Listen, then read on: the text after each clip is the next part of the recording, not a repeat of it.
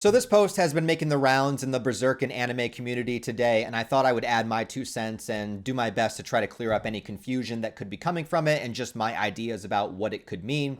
It all starts with a couple of months ago, or maybe close to a year ago now. It's been quite a while. There was a trailer for a brand new Berserk anime, and a lot of people thought that it was official. And mostly the reason they thought that is because it looked really good. It was from a fan studio called Studio Eclipse that I guess they've done some Attack on Titan stuff as well, but they released this trailer actually 2 months ago. It feels like it was longer ago than that. Oh, official trailer 3 months ago. Well, regardless, they released these trailers for a Berserk project they're working on that they plan to release in 2025, and people loved it. People loved the trailers, they loved the look of it, and they were just excited to get a Berserk anime in any kind of form because it's been so long since there's been any attempt at an adaptation, so people were pretty excited about it. Fan animations and fan projects happen all the time. They aren't even the only people making Berserk fan anime. There's several out there, and my favorite, which is adapting the motion comic of the manga, which is Studio Taka, have been working on their project for many, many years. So this is not something brand new. Also, people make fan films and fan animations of so many things when it comes to just anime in general, and even outside of it, when it comes to DC and Marvel and Star Wars and Star Trek and whatever kind of nerdy property you could think of, there are plenty of fan projects that exist out there of it, right? The only thing with this one that makes it a little bit different is how many people were absolutely convinced that it was official when it wasn't. And I remember the first time that I commented on it, that was one of the main things I had to say, is that this is not an official anime. This is a fan project. And I'm all for people doing fan projects and creating things based upon properties they love. You know, I don't have any issue with it myself. But when it comes to property IP, property owners and copyright, which we'll get into here in a moment, it's a very tricky avenue to kind of explore. And today, the official Berserk Twitter page actually commented on this Studio Eclipse Berserk project. Basically said, and this is the official translation. They posted it in multiple different languages. So the official translation says, production of a Berserk animation being announced on the following account, Studio Eclipse. Such production has not been authorized by Taro Miura, the copyright holder. They basically mean like his estate and the people that are now in charge of Berserk. In addition, the video accompanying the announcement are being displayed without permission. So that's essentially what they're saying, is that, hey, this is not official. They did not get permission from us. They are doing this without any involvement of the official source, which most people knew already, right? But the fact that they have to comment on it and have to make this announcement official that, hey, this is not our project and they're doing this without permission, well, that gets a little bit nerve-wracking, I suppose, for people that were excited about it or want to see these Berserk fan animations come into existence. Now, there's nothing threatening here, right? They're not saying that they're pursuing any kind of legal action against them. And if you go to the Studio Eclipse YouTube page, the trailer is still up. And if you guys don't know, I'll let you in to some of the behind the scenes of how copyright works on YouTube, is that if this video was striked or if there was a cease and desist about it, it would not be up on the channel right now. It would be blocked in all territories, right? That's what happens. So I've gotten some copyright strikes before, and copyright is a very tricky issue on YouTube, and I figure it would be important to talk about it a little bit so that people would have a little bit more, I guess, understanding about the things that could potentially happen. So there's two different ways that YouTube copyright attacks you if a corporation or a studio deems the video to be within infringement of the copyright. There's a copyright claim, which essentially just demonetizes your video. And that may have already happened. I don't know. A copyright claim demonetizes your video, and it also makes it pretty much unsearchable when it comes into the search and the algorithm. Like, it's going to push it down more. Like, videos that aren't monetized, or if they're copyright claimed, or if they have an age restriction on them, they get pushed more and more down in the algorithm and less likely to show up on searches. So I don't know. This video currently has 4.2 million views, so I assume that that didn't happen. If it was copyright striked, that's the more serious one. So a copyright strike takes your video down. Like that's when a company or a studio sees a video and they're like, this betrays what we believe is our copyright, our IP, we're going to take this down. And your channel gets a copyright strike. And with a copyright claim or a copyright strike, you can fight that to say that it falls within fair use, that it's fair within our copyright laws that we have here. And I'll get into that here in a second too. But when it comes to a strike, that's a little bit more tricky because you can fight it, you know, and you could potentially win or you might not. So that strike stays. And if you get 3 strikes, your whole YouTube channel gets taken down. One singular strike goes away after 3 months. So essentially, if you do get a strike and you do not win your appeal, that strike stays on your channel for 3 months, making sure that you don't get 2 other strikes. And if you can make it 3 months without getting 3 strikes, the original strike does go away, but obviously you can't repost the video. So you're kind of in this state of limbo for a couple of months, wondering if you're able to do it, able to, you know, keep your channel in the clear before it eventually goes away. Now, when it comes to copyright laws in general, it also gets a little bit tricky because America and Japan have vastly different copyright laws. And also when it comes to copyright in America, actually, I don't even know if the studio's in America, but I'll just go with what I know and what I understand, is that there really is almost no set standard when it comes to copyright. What it mostly comes down to is it worthwhile for the company to pursue legal action? Because legal action is expensive. Whether you're in the right or you're in the wrong, you're one person or you're a big company, that's still a heavy cost. And this is why I think that it is unlikely that they will pursue any kind of legal action against Studio Eclipse. The most that they'll do is strike the video and just take the video down.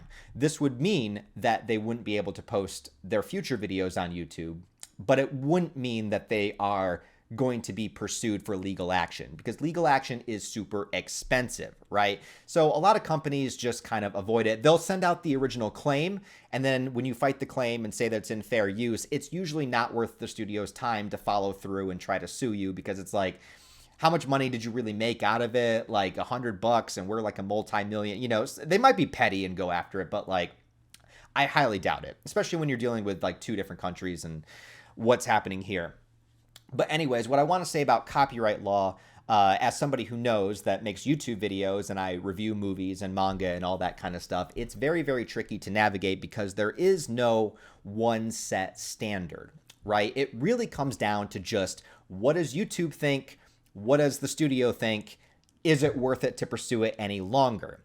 When it comes to fair use, you are allowed to use copyrighted material if you make it transformative in nature. So what does that mean? That means it has to be a different product than the original source, right?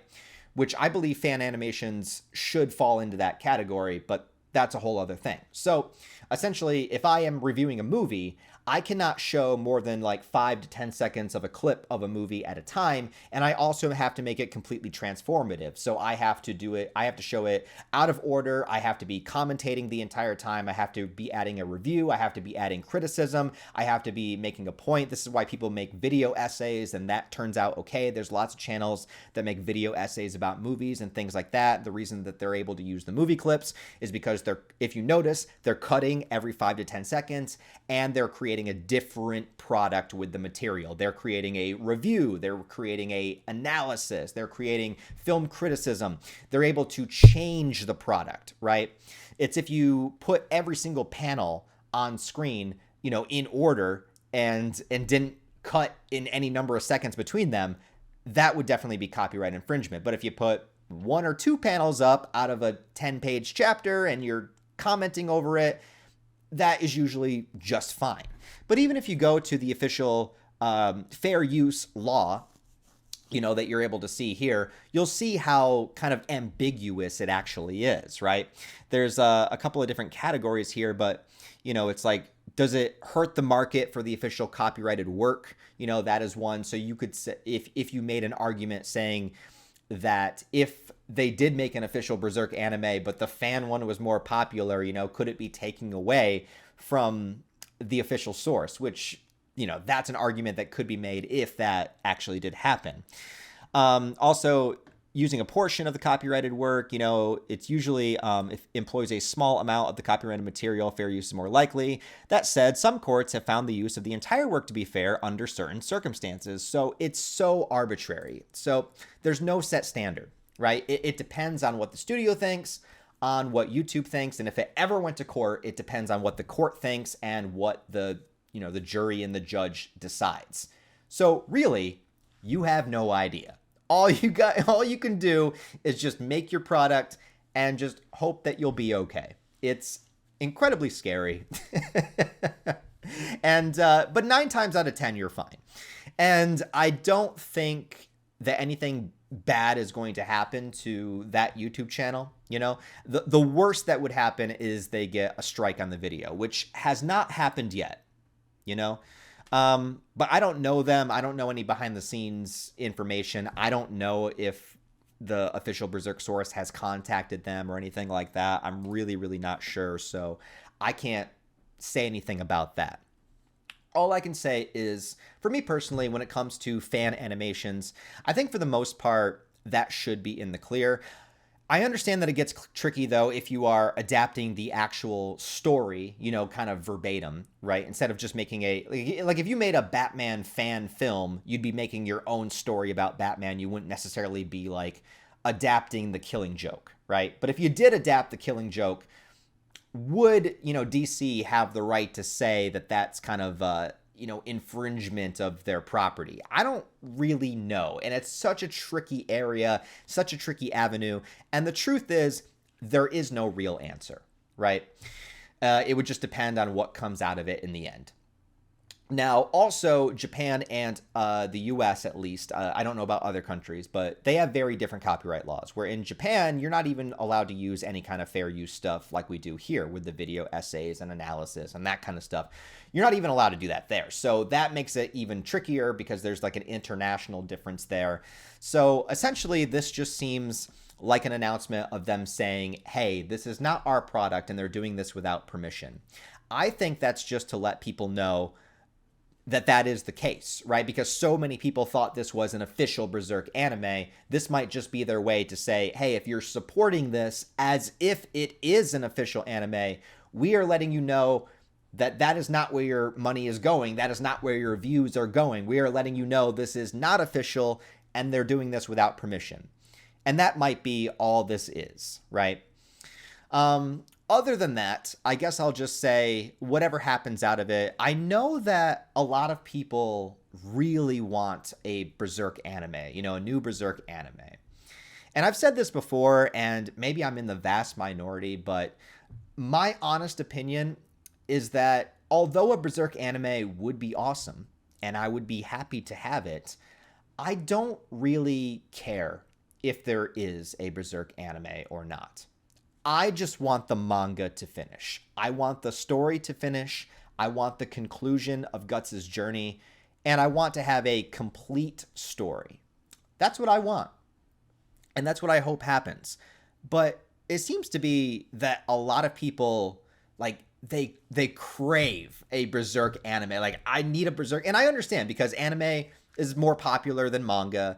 It's more accessible. It would be easier to get somebody else into it, to show them an anime as opposed to showing them a manga. I get all that, but I honestly don't care. I don't care if there's a Berserk anime. I like, if there is one, I'll be stoked about it and I'll take it, right? But like, I just want the manga to end. That's all I care about. I want the manga to complete. Anything else is just icing on the cake as far as I'm concerned, but I'm more concerned about the cake, if that makes any sense. So we'll see what happens, man. As far as making this video, Studio Eclipse has not commented on this, and it's probably smart if they don't for a while, just to kind of figure out, you know, everything that's going on. But I don't think that they're in any like legal danger. You know, that's what I'm saying. I don't think they're in any actual legal danger. I think it's just more of like an announcement to say, hey, this is not our thing. But if they do need legal help and they need a lawyer, I suggest they better call Schnoz. I had a good life until my wife wanted to hump a Baphomet statue. I'd better call Schnoz. I just wanted a romantic night alone with my girl until her dad found out.